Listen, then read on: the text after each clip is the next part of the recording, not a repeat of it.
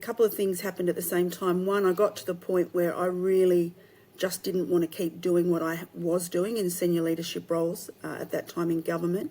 And also we're very lucky that my husband's family are able to provide us a bit of support and buy me some time, because we've still got young children and, like everybody, bills and cost of living's going up, not down. So made it financially possible. And I was also at a point where I was desperately keen to reimagine the next 30 years of my career.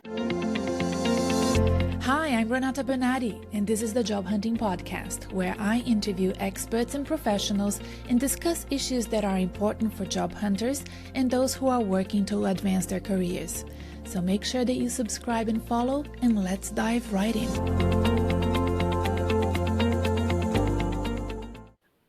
My friend, I'll tell you something. I've been stalking you for years.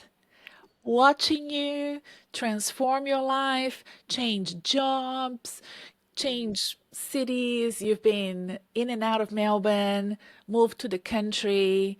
Everything you've done made me quite jealous, because I've always wanted to move to a small town, and then you're back in Melbourne.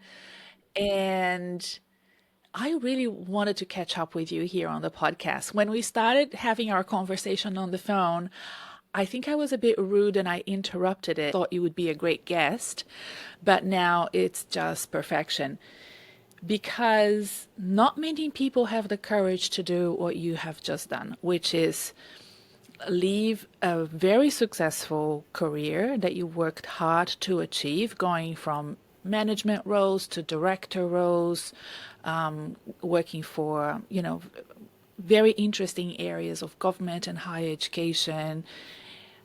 You've been in the not-for-profit sector as board member and chair, and now you're back at uni. Please do tell, how did that happen?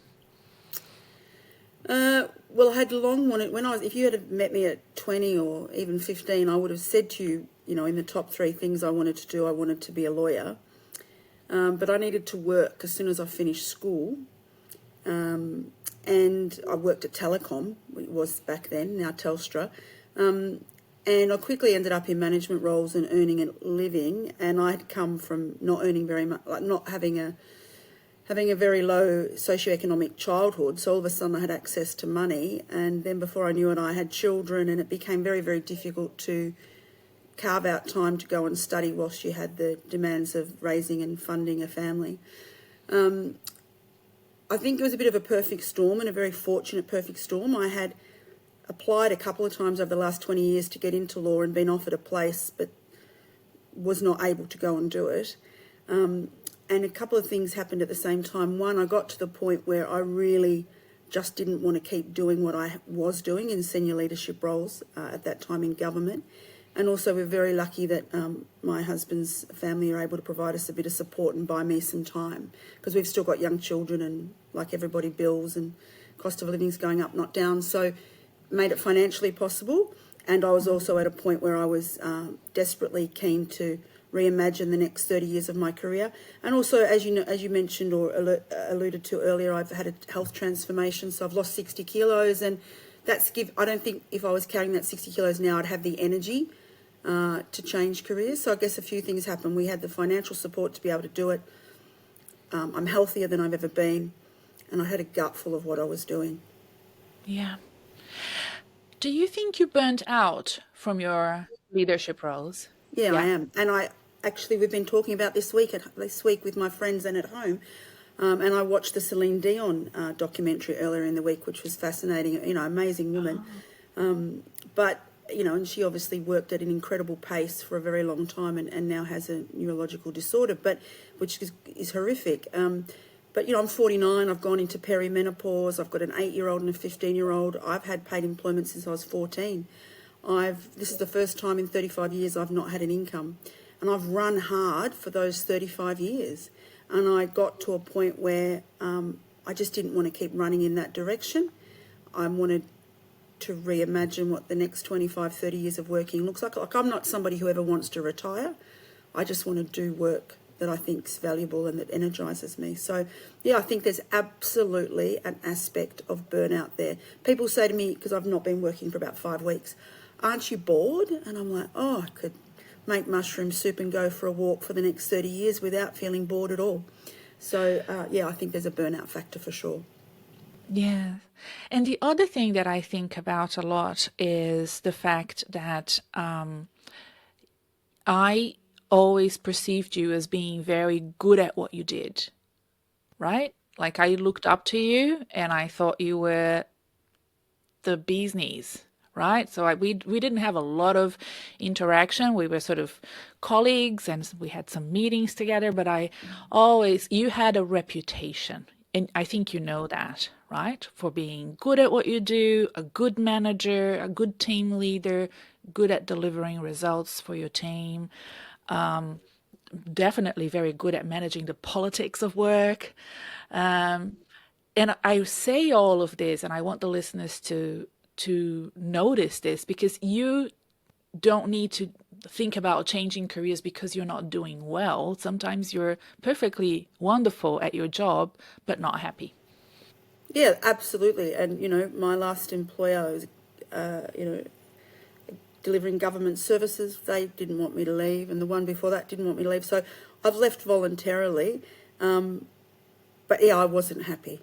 That's the crux of it. I wasn't happy. And I think I have had the privilege, really, of working with fabulous people. I've had incredible staff that have reported into me that I've had the luxury of not just working with, but supporting and coaching and mentoring and throwing ideas around with. And I've had some terrific bosses as well that I've learnt from and that have mentored me. So overall, I've worked with amazing people. But I've also had some shocking leaders I've worked into over the last 15, 20 years, like really, minimal capability, low emotional intelligence, treat people like rubbish. And you get to a point in life where, like at 49, you realise there's probably less years ahead than behind. And yes, there's a financial imperative to earn a living, but your ability to kind of tolerate turds really kind of reduces.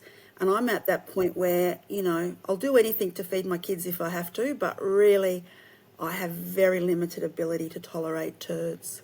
Yeah, I think it's the perimenopause, Tammy, that does that to us. We I think so. really And I'm don't on, give. yeah, and I'm on HRT as of about 3 or 4 months ago, which is hormone replacement therapy. And I pump a couple of gels every morning and one on each arm. And I tell you, that's been a game changer because I had terrible sleep and night sweats and so on before that. And so you just realise the machine that you travel through life in your body, is designed to not last forever, and you want to enjoy it as much as you can. And things change. You want to see your kids grow up. You want to spend time with them. You don't want to have a sick feeling in your stomach on a Sunday afternoon at the prospect of facing work on Monday. And as a leader, that was always my guiding principle. I never wanted anyone to feel a sense of dread on a Sunday about coming to work on a Monday. So I always tried to treat people, well. And I think that's kind of the key to being a leader, is to treat people well.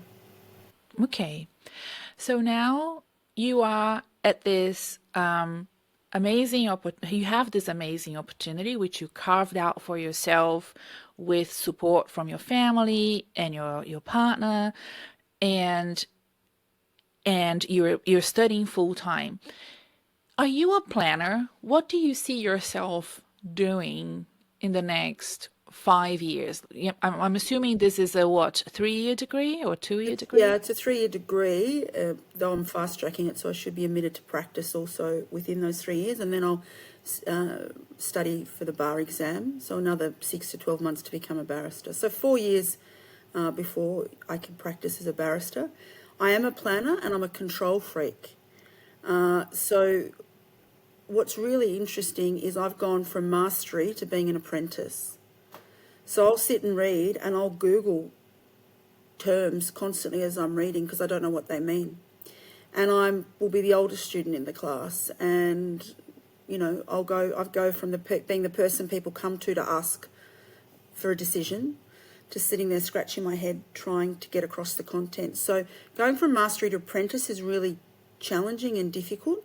And the law is huge. There's so many parts of the law that you could work in. And because I'm not 20, and at best I've probably got a 25 or 30 year career ahead of me, it's really important from my perspective that I kind of narrow my area of interest so I can develop a level of mastery rather than just being sort of quite broad. So it does depend which day you ask me.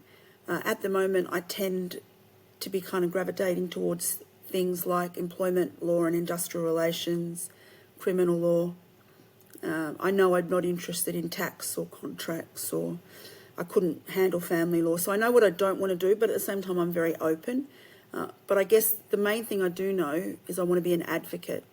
So the reason that I'm studying law and want to practice law is I want to advocate for people for whom justice is hard to access, which is essentially anybody without a heap of money, because justice is expensive. Where does that come from, that need for justice? Is this because of the work you've done? Is this something you've I think always it's cared childhood. about? Yeah. Yeah, I Okay. think it's being at the receiving end of a lack of justice and being surrounded by people who didn't enjoy justice, and like someone we both worked with, whose name I won't mention in case they don't want it mentioned, who's fabulous, said to me a few years ago, and that he has a child, and he's a very top of what he does and has plenty of money, and he said, how do you manufacture adversity for children? It's very hard to manufacture adversity, whereas he'd come from adversity and that had driven him, and I've come from adversity and that's driven me. And so I think that adversity and the not having and the striving for something, for some people, it can really breed a sense of, in my case, it was ambition, it was desire to change, and now as I'm getting older, it's about using my ability to advocate for those who can't advocate for themselves. Yeah. And you mentioned you don't want to retire. What does that mean for you, Tammy, that you want to, 30-year career ahead of you, you will be in your 80s by the time you stop working. And I have people in my family that are at that stage who are still surgeons and, and A couple of presidential doctors. candidates about that age, aren't there? Exactly. Yeah. We are living longer, and it really does not make a lot of sense financially, even to retire early, because chances are you're going to live much longer than the actuaries have decided, when you started working, and you may end your life with be at the end of your life with very little money if you retire too soon, right? And it's a great source of anxiety, I think, for some of my clients who made that decision and are now coming back into the workforce because they realize that they miss it, but also they probably won't be able to carry on financially if they don't come back. So for you, it's more of I sense a sense of purpose to continue on working. Is that how you feel? Yeah, I think there's a few aspects to it. I'm not going to sit on the beach or play golf. Like, we go on holidays and my husband gets frustrated because, like, I'm bored with the holiday by the second day. Like, a day of Aperol Spritz sitting by the pool and a massage, I only need a holiday for a day. Day two, it's like, oh, I'm thinking about what we're going to do when we get back, and I have a list of jobs for him. So I'm not great holiday company. So I'm not good at doing nothing. I also think for those who have, they should. So if I've trained and know the law and have ability to advocate and support, and there are people who need advocacy, it's wrong for me to spend my days doing not much. There is a financial reality, but that's not kind of driving that. But life costs a lot, and I don't want to ever be in a position where I'm having to think twice about buying a takeaway almond flat white because I don't have a spare $6.70, which will probably be $67 by the time I'm 80. But I also think it's important to stay really mentally active. The people I see retire don't typically do well. Their worlds become very small very quickly, and I'm energised by people, so I want to stay active. But what I want to do, because I could have kept doing what I was doing and said I'm not going to retire, but I want to do work that I want to do, and I want to do it when I want to do it. So I'm sure at 80 I won't work 9 to 5 Monday to Friday, but I might take on a case a month, or I might work 3 days a week and then have a 4-day weekend. So, or 65 or 70 or whatever that age is. So it's about having choice, and I'm really not keen on having a boss. I really don't like bosses. as a concept, even though I've been one for 25 years. You're I such a don't, good one. well, that's because I know what a bad one feels like, maybe. I don't want to That's have to true. be somewhere at a certain time or clock in or clock out. And, as a senior leader, you don't really have to do that. But I'm not keen on, I want choice, I want freedom. I'll work hard, I'll work through the night, I'll work all weekend to deliver and get an outcome, but I want to control that. Yeah. I love that. And I think it's really important for people our age and younger or older to be thinking about what it is that they want to do to carry on working for longer, and they can do whatever they want, really. I have spoken on the podcast before about this concept of sunk cost mentality, where you feel like you've sunk a lot of your life into one career path and you feel like you've invested so much in it already. Why would you move? Well, you would move to have purpose, to be happy, to do, what, and to take some risks too, right? I mean, you seem like you have thought this through, and the law is probably something that has always been a passion for you. And I also know that your partner works in law, doesn't he? He So does, yeah, teaches you law. you have that less naive understanding of what it means to work in law because you're close to it. Where some people might romanticize about a profession, like me personally, right? When I left my job where I worked alongside you, first of all, it wasn't my choice. My role was made redundant, and it was quite of a shock to me. But the package and the benefits that it provided me allowed me to take a break and think what I wanted to do with my life. And I've always wanted to be a coach, but I wasn't close enough to any coaches to know if it was going to work out. I had a romantic view of it. So I took a risk and the risk paid off. So that was great. But sometimes I think people need to be open to the idea of failure, right? Have you considered it? Uh, I haven't. Look, my sense of my own ability is pretty high, Renata. So, um, I don't expect that I won't be able to successfully complete a JD, a law degree, and be a successful advocate or solicitor or barrister. I'm confident I can do all of that. What I do have, and will achieve that, what I do sometimes have quite moments of thinking is it going to give me the energy and satisfaction that I hope it is? Is this the right decision? And, a couple of people through my network have said, hey, in the last month, why don't you come and do some project work with me? Or why don't you, I'll tailor some work that suits you. And it's very odd for me to not have an income. And of course, we have this support, but that's finite. And so if I were earning and studying, that support lasts a bit longer. So what I'm conscious that I have to be really intentional about is remaining focused. And my husband's very good at keeping me focused, because I'll go off on a tangent and say, oh, maybe I could do 3 days a week for this and still, do the degree. And he's like, well, hang on, no, the whole idea of this was you being a full-time student and deeply submerging yourself in the law and being able to do internships and volunteer down at community legal centres. And so he's very good at keeping focus. So I don't think I'll fail, but I have to be very alive to my natural tendency to take on more. Because I'm a find the yes, I don't like saying no. I'll find the yes, and I'm always interested in doing more. But there's a limit. And I've got children, I've got a boy that's going into VCE next year, and I've got an 8-year-old daughter, they're fabulous and they're a lot. So, I've got a bit on. So not failure, but I am at risk of losing focus. Yes, I get it. I was a mature age student as well. Did you know Yeah. that? That's No, how I came to Australia. I came to Australia in my 30s. I sold my business in Brazil. I was actually 29 when I landed here. Yes, I was 29. And I came with a 6-year-old and a 3-year-old.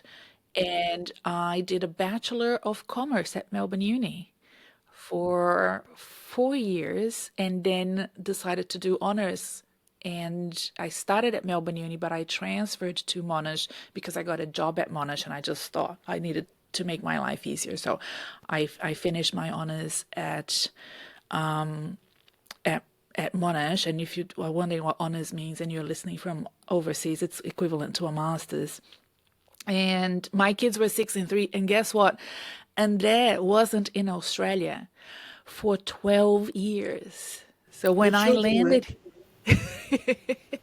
I landed in 2001 in January. He came in March, was here for a few weeks, and went back to work. And he worked in Chicago. So he was back and forth for 12 years until Wow. he finally got a job in Australia.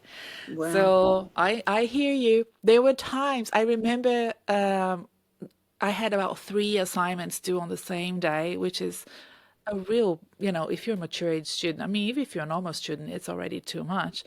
But I remember handing them in and sitting at a bench at Melbourne Uni, and I slept, and I woke up, it was like dark.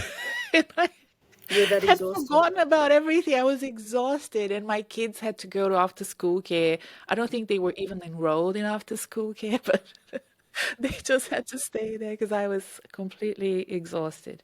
Yeah, I had my eldest child was a baby when I was doing my masters, also at Melbourne, and I'd get up, and I had a full-time day job at Melbourne as well, and an infant, and I'd get up at 3 a.m. to do the assignments before he woke up, and I remember typing away with him on him breastfeeding just to get through. But I think that is a good segue to an important point to remember, and that's stage of life. So, like, I couldn't do that now.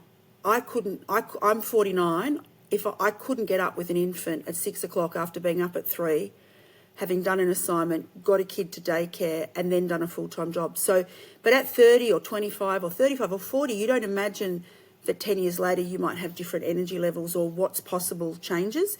And so I think I've really become aware of the seasonality of life.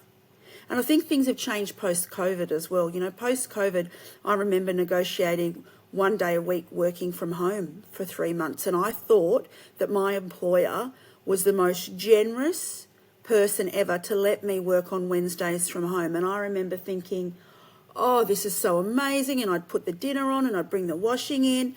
Whereas now I feel entitled to work from home bar, a meeting a week.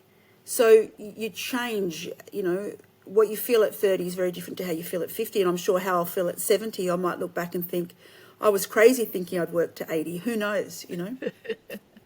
Well, I have great examples, like I said, in my family. My father-in-law is 84 and a surgeon. So Yeah, he wow. does surgery 2 days a week, and he sees patients 2 days a week. So he works 4 days a week and loves it. And it will be hard for him to give it up. Well, we very sought after as well, and that's why he continues on.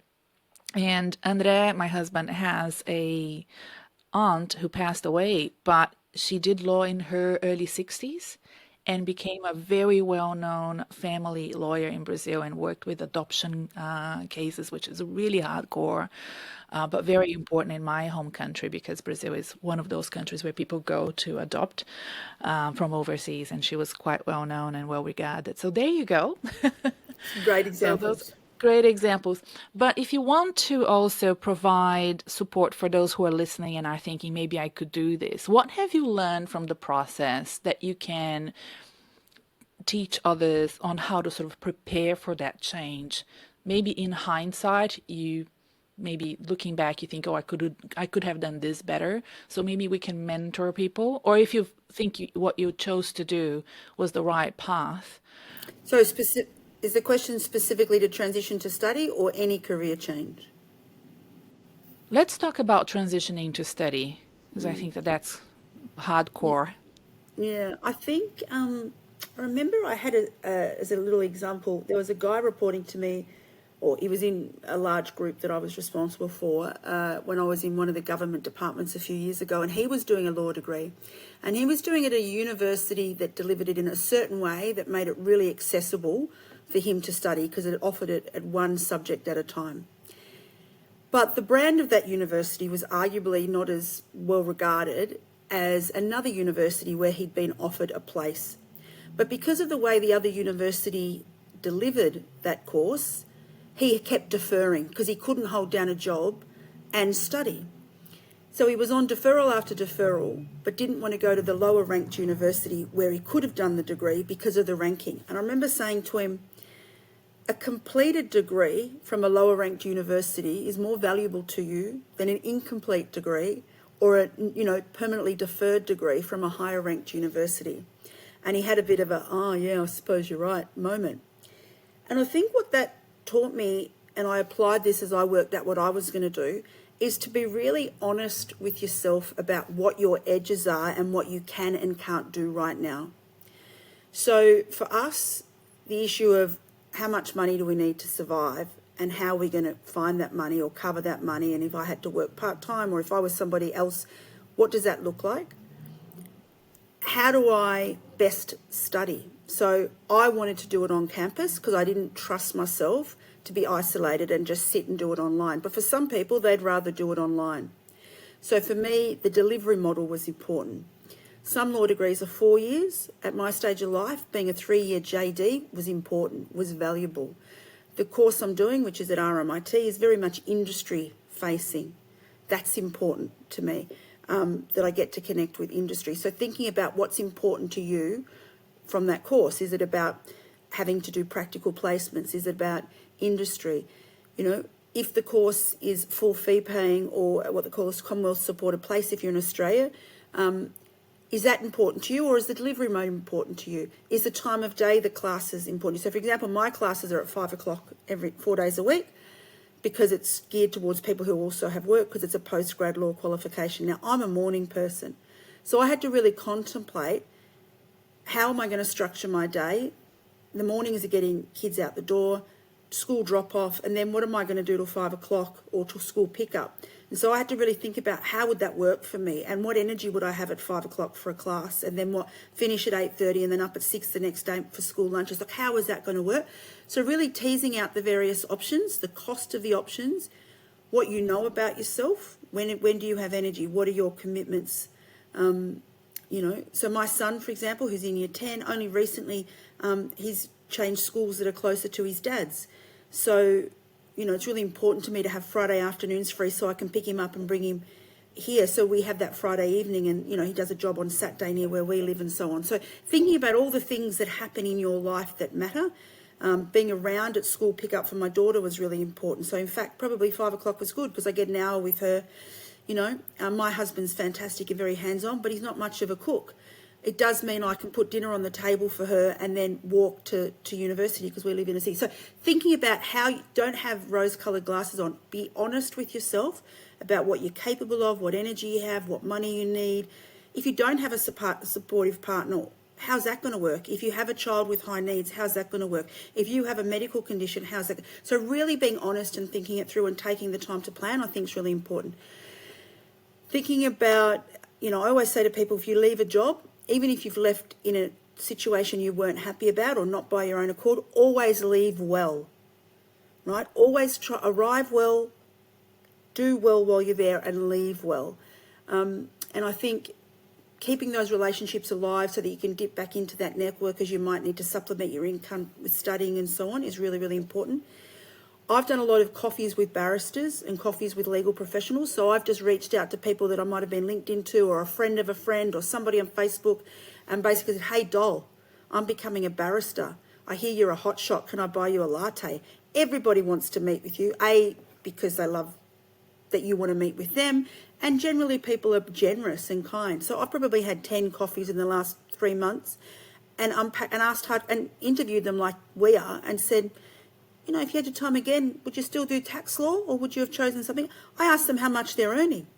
Now, I'm pretty frank, but so find people doing what you think you want to do and ask them for advice. Somebody else I know once said to me, if you ask people for a job, they'll give you advice. If you ask for advice, they'll give you a job.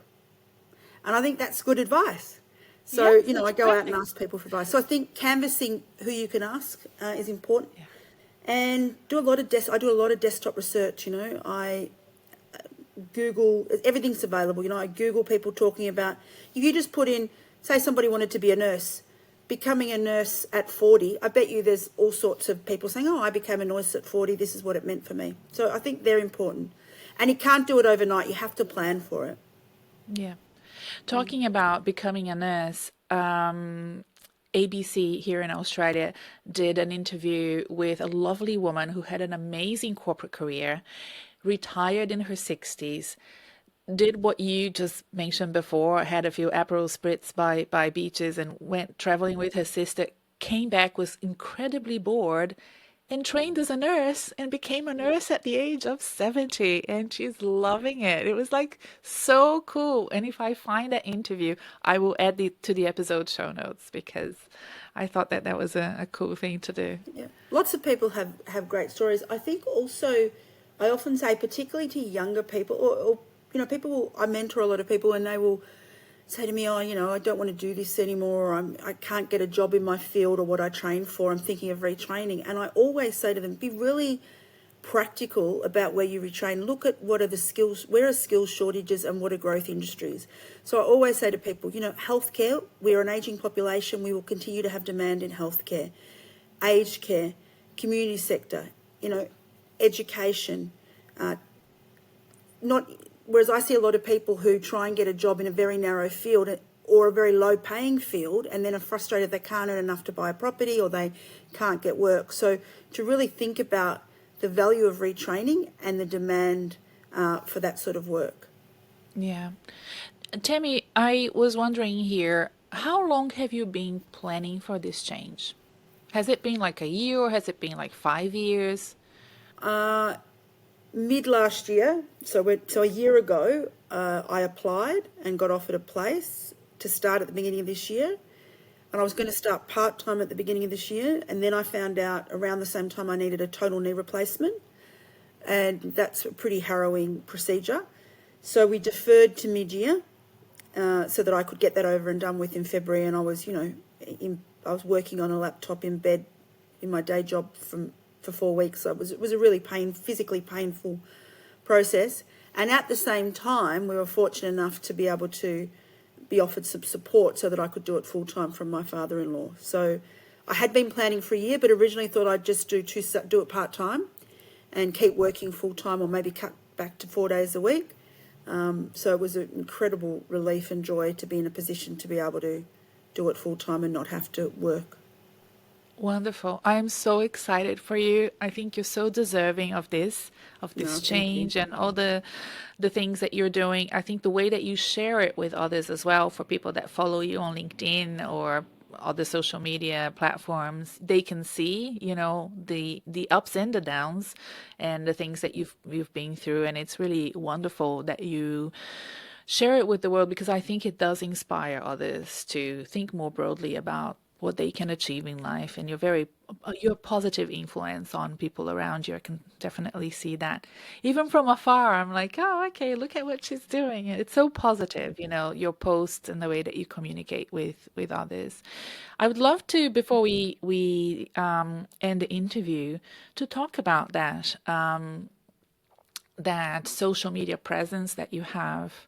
How do you see that developing as you study? What do you think you will be posting about? Let's say on LinkedIn, which is a more professional platform. Do you see yourself continuing with your posts as you study, and what do you think you will be posting about? So I'm acutely aware that a digital footprint is forever. So whether it's Instagram, Facebook, or LinkedIn, which I'm active on all three channels, I never put anything up that I wouldn't be happy for a future employer or my children as adults to see. And I think there's enough nonsense putting out there. There's no value in being critical. I mean, I won't even give somebody a bad review at a cafe or something. So I'm acutely aware of that. I always put myself in the position of, if I was connected with me on LinkedIn, or if I was a follower on Insta or a friend on Facebook, how would I want the information to be presented? So they're kind of my guiding principles. With LinkedIn, I think LinkedIn's a funny one because sometimes people do sway probably a bit awkwardly into what's not professional on LinkedIn. And so when I have posted twice, I think I've posted about my weight loss, it's been through the lens of leadership and realising that, you know, I'm a leader of change and transformation, and I realised that the biggest change and transformation I needed to lead was my own. It wasn't, hey, look at me, I've got a new dress, I'm 60 kilos lighter. You know, it was very much, how has this affected my role, my professional persona and role in life?